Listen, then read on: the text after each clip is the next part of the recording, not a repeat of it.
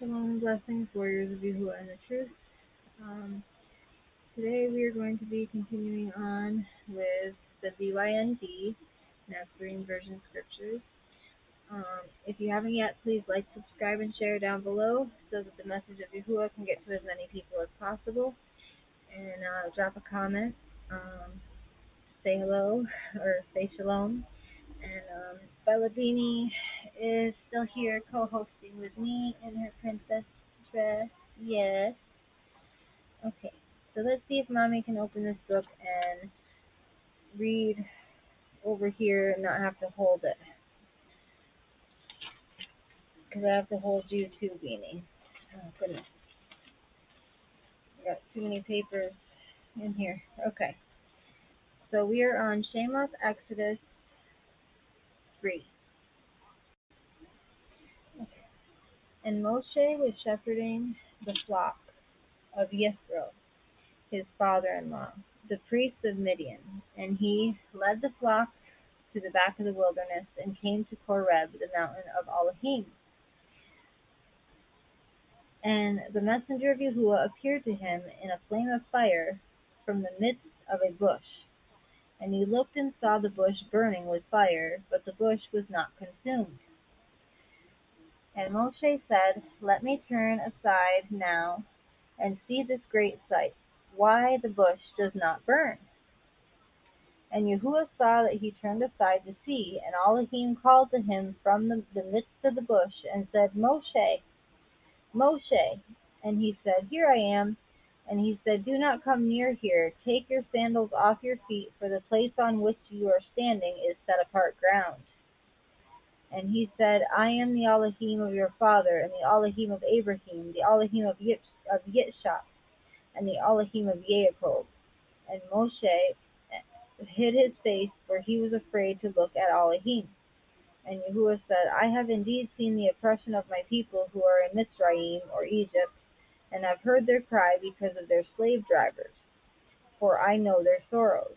And I have come down to deliver them from the hand of the Mitzrites, and to bring them up from the land to a good and spacious land, to a land flowing with milk and honey, to the place of the Canaanites,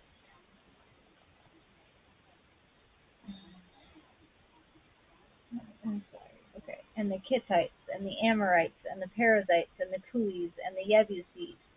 And now see, the cry of the children of Yasharal has come to me, and I have also seen the oppression with which the Mitzrites oppress them. And now come, I am sending you to Pharaoh, to bring my people, the children of Yasharal, out of Mitzrayim." And Moshe said to Elohim, "Who am I that I should go to Pharaoh, and that I should bring the children of Yasharal out of Mitzrayim?" And he said, "Because I am with you, and this is to you the sign that I have sent you. When you have brought the people out of Mitzrayim, you are to serve Elohim on this mountain." And Moshe said to Elohim, "See, when I come to the children of Yasharal and say to them, 'The Elohim of your fathers has sent me to you,' and they say to me, 'What is his name?' what shall I say to them?" And Elohim said to Moshe, "Ahaya Asher Ahaya. I will be who I will be."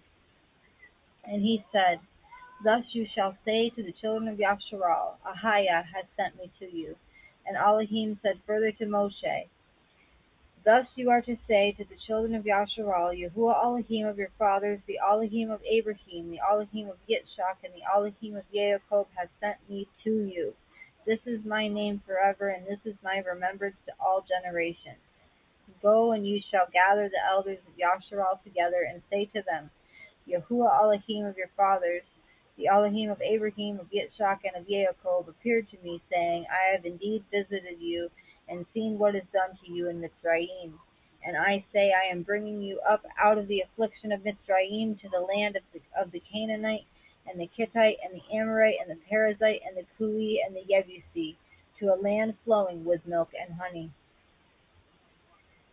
And they shall listen to your voice, and you shall come, you and the elders of Yasharal, to the sovereign of Mitzrayim, and shall say to him, Yahuah Elohim of the Hebrews has met with us, And now, please, let us go 3 yomim journey into the wilderness to slaughter to Yahuah our Elohim. But I know that the sovereign of Mizraim is going to let you go, is not going to let you go, even by a strong hand. And I shall stretch out my hand and smite the Mizraim with all my wonders. But I shall do in the midst, but hold on, with all my wonders which I shall do in its midst. And after that he shall let you go. And I shall give this people favor in the eyes of the Mitzrayim. Bella, hold on, Danny.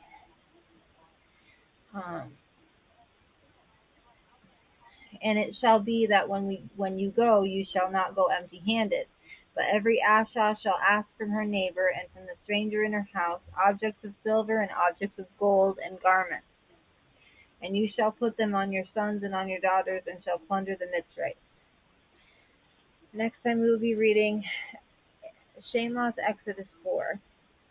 And now is my favorite part. It's time to praise Yahuah. I'm just going to sing Awesome Yah. Ready, Beanie? I know you like it when I sing. Let me find it. Here it is. Our Yah is an awesome Yah. He reigns from Shamayim above with wisdom, power, and love. Our Yah is an awesome Yah. He brings rain to a dry land. He springs Mahim in a desert land. He writes his name for all to see. Our Yah is almighty. He came to redeem us, and one day he'll return to separate the wheat from the tare. Our Yah is an awesome Yah. He reigns from Shamayim above with wisdom, power, and love. Our Yah is an awesome Yah. He shows us what he wants us to see through the tempest, through the whirlwind. He gives us prophecy through our dreams. He is the life giver. He made everything on the earth and in the Shamayim.